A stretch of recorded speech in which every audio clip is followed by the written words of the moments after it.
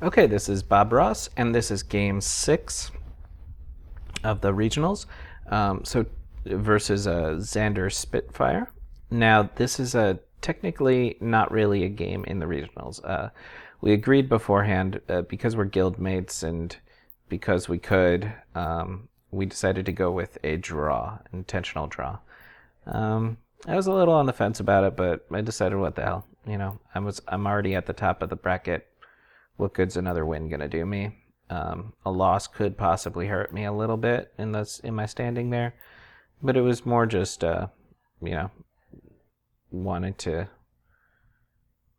kind of have fun here and not be a jerk for no reason. Okay, so far I didn't scout this deck, so here I am. He's saying congrats to us because we're both going to be in the top 8 now. We know that for sure. Another trap. Okay, so I didn't scout this deck beforehand, so I don't really know what I'm up against. I'm like seeing these traps, and I'm like, okay, it's Victor's early game. He's playing some traps, whatever. And here is when I start to think, okay, this is either a bad draw or I am looking at a trap deck. And so there I have 2 Nightshades. I could have played them both, but I'm looking at 2 who looks like death traps. Probably, maybe something else. Okay. So now I am actually like grinning. I'm actually very happy about this match. This is like trivially easy for this deck. Trap Victor decks can be problematic for some decks, and Xander actually made it very. He won a lot of games with this deck. He did great at this in these regionals with this deck, but versus any rogue with ill-gotten gains out, these trap decks are going to fail. I'm going to keep up with him or exceed him in draw. And being able to do that is going to just make me win. Like, I really don't have to do much to win. And so, kind of taking it easy. I got my black garb out. Don't have to worry about Lily. I'm just going to go ahead and slowly attack. I know there are ricochet traps in there, so I'm not going to use my shadow ability. I'm just going to eat away at those ricochet traps. And like I said, don't have to do much to win.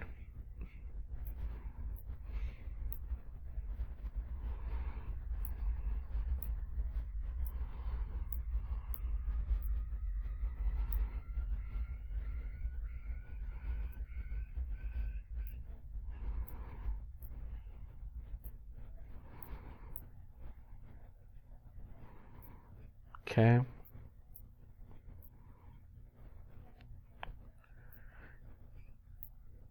So now there's going to be some death traps, but I might as well just buff my weapons. Okay, that's not a death trap. It's got to be a ricochet trap, and it is. Okay, I'm just going to sit here and gather up shadow energy. And he, on top of having this horrible matchup for him, Xander's gotten unlucky here because he hasn't gotten his whatchamacallit, scavenger, that attachment that he puts on himself to be able to draw whenever one of these traps trigger. So he's been unlucky on top of having a really, really bad matchup for himself. So yeah, of course this is going to go in my favor. And now there's no more traps out, so I can just start playing allies. Doesn't really matter which ones, although of course the Nightshades are going to be stronger here. Okay.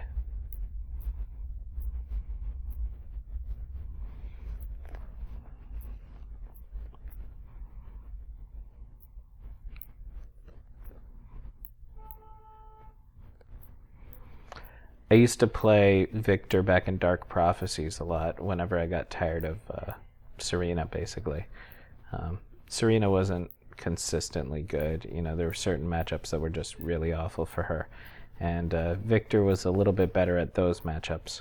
But there were also matchups that were super awful for Victor. So it was, you know, when I got tired of one losing versus, you know, I got tired of Serena losing against a Ladwin, for example, then I'd switch, play Victor for a little bit. And then when I got tired of Victor losing against Rogues, then I'd switch and go back to my Serena deck for a bit. The reason that Victor would always lose against Rogues is because before Hunter's Gambit, Victor really relied a lot on those traps, the spike trap, or death traps, and the, mostly death traps. And I had a nice deck using those death traps, recycling them with Lily, just like what he's doing here. This was before the ricochet traps, which would have made it a little bit better. But you know, it had its weaknesses, and one of those weaknesses is Rogues. There's that survivalist. That's what I was talking about. So finally, when it really doesn't matter anymore, he gets that survivalist. It's not going to make a big difference in this game. So I always want to attack first with my allies in case there's a ricochet trap, right? I attack with, since I have so many like one attack allies, it's actually great for those. They can kind of just spring the traps and then let me attack with my weapon. And that's what I did there. I don't know if that's the best move. At this point, I'm really not trying. I'm just kind of like, whatever I've got in my hand, I'm just going to play it. I know I'm going to win this game.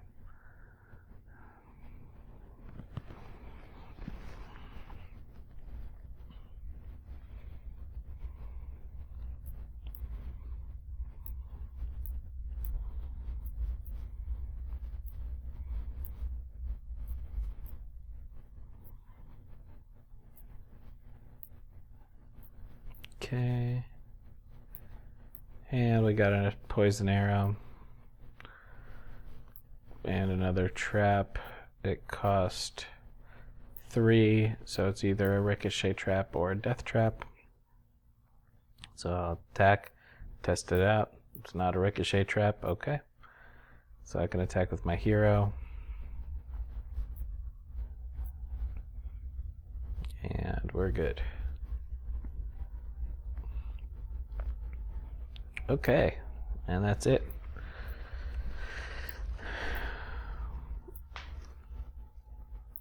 That game is over, and now we're waiting for that next one to start here.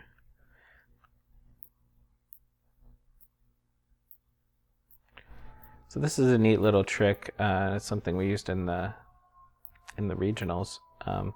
If you make a game with the password creator, then the person who creates the game will start first. So if you're playing friendly games with your friends and you want to figure out who's going first, use the password creator, and you don't have to guess and check that anymore. You can decide ahead of time and make sure it works that way. That was the rules of the tournament. We had to do it in a certain order. You know, whoever went first the first time goes second the second time, and then third time is random.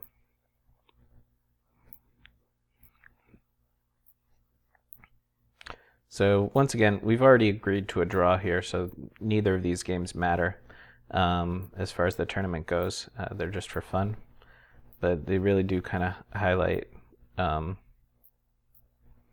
don't know, I guess they teach you that the problems with Victor trap decks, you know, that they're great in very specific situations, but they fall apart in others, and this happens to be one of the ones where they're weak. Having 2 Stop Thieves in hand and an Ill-Gotten Gains is even stronger versus this matchup. Okay, Hunter's Gambit. Like I said, not really concerned at all. I don't think that there's, you know, I think I would have to try to lose this matchup. This is one of the rare ones that I feel like this deck is overly strong at. most matchups with this Serena deck that I've been playing with is most of them are going to be varying degrees of difficulty. Slightly hard or slightly easy. But this specific one happens to just be very easy, especially because he doesn't have any item destruction. He hasn't been able to take out my ill-gotten gains in that last game, and I doubt he will be doing it in this one either.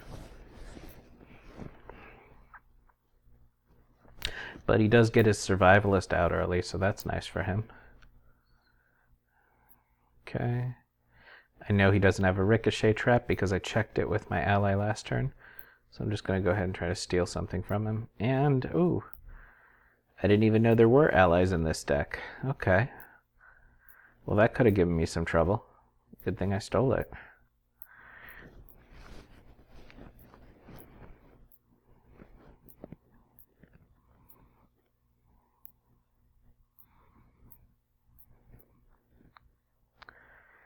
And what is that? Let's see.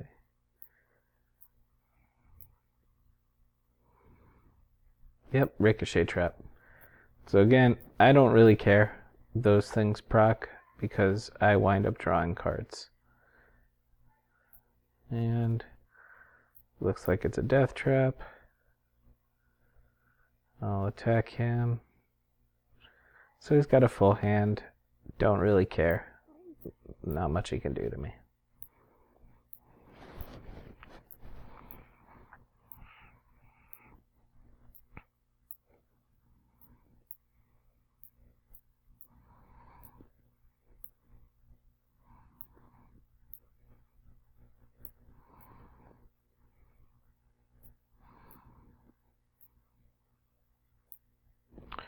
I said nice there because he used the lily to pull up a trap to then get to that hunter's gambit. That was a pretty clever way to get at that nightshade. Probably his only way to do it. And he joked, my life points disagree. Yep.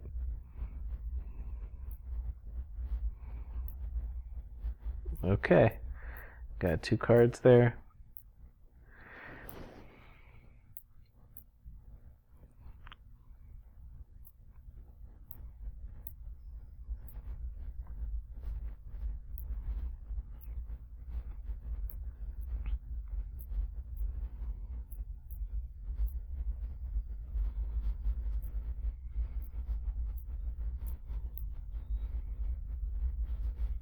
Another lily. And a poison arrow to disable my sandworm. Obviously the poison's not going to hurt it, but if he's got a hunter's gambit, he can use it next turn. Okay, so I got my Sorcerer of Endia finally. I'm going to use it to take out his survivalist or not. Let's see, what did I do? Okay, so this kind of shows how lax I am about this game. I'm just kind of giddy at this point from doing so well with the tournament that I'm not even really trying. And I know that I have such a huge advantage here in this matchup that I'm not trying to get every advantage possible. But yeah, if I really wanted to, I could have used that Sorcerer of Endia to take out the survivalist once he's got some traps down. That probably would have been the correct play if I'm trying to do everything right here.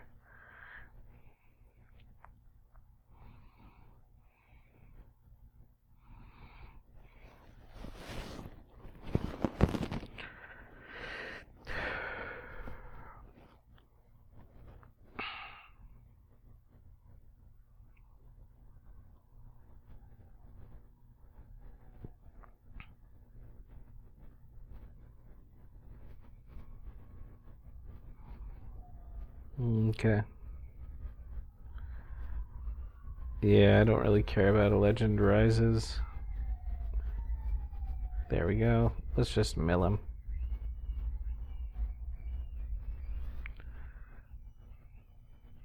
He loses a ricochet trap there.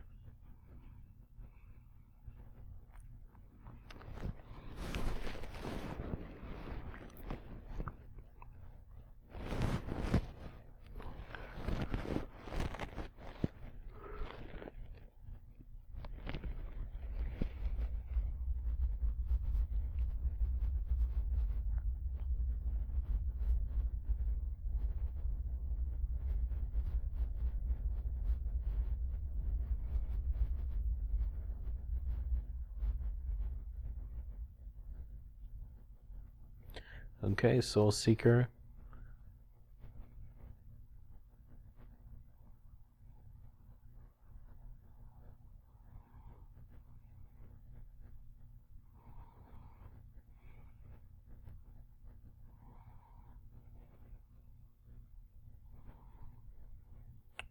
Alright, gonna take out that Soul Seeker, of course.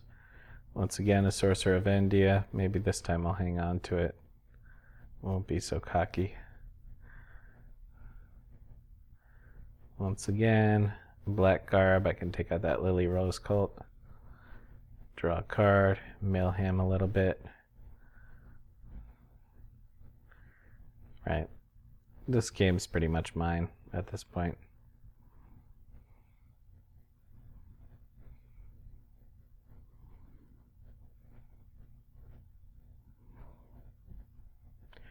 You know, he's way ahead in terms of the cards that he's drawn, which is often a good thing, except that it hasn't paid off in terms of board position or life totals, really.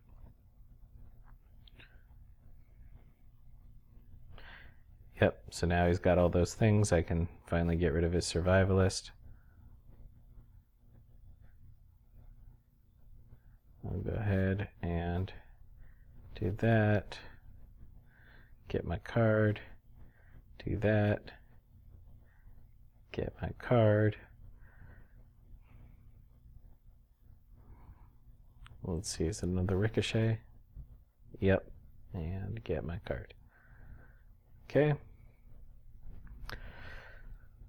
So he's good. He's being smart with those traps. He's been saving them up and playing them all at once. He's doing kind of interesting things with them, but it really doesn't matter since I can outpace him with my draw, or at least keep up with him. And because my cards wind up being much more valuable than his traps. They stick around for a lot longer. They wind up doing a lot more damage to him. And a Visca. Man, I keep getting surprised by this deck. It's doing weird things that I didn't expect. It's not going to change anything, though.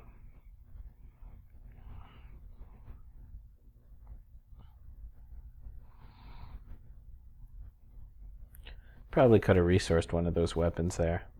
Make some room in my hand for other stuff. But whatever.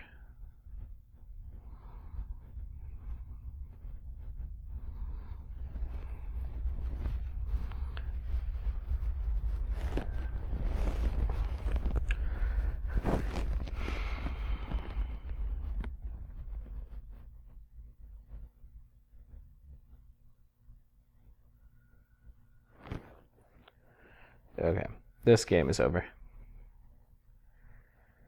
You can see Xander's excited. We're both going to the next round, the single elimination round. I believe I'm going to be going against BP Lightning Fury again. He's the one that, if you remember, played that great Garth deck that I went against. And I'm, I guess I'm a little concerned. He's a good player. He played a good Garth.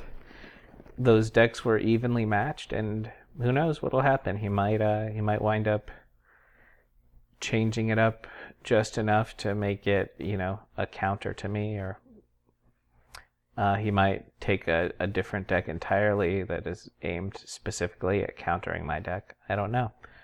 And I don't know if I'm going to keep my deck for that single elimination round or go with something else.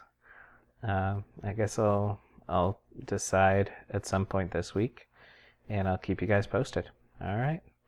So I hope you've enjoyed these matches, and hope you maybe learned something, or if not, maybe you at least came to understand how much luck was involved, the kinds of mistakes that I made, and how I somehow managed to recover from them, and basically how this deck works and how Serena works. Okay. Take care.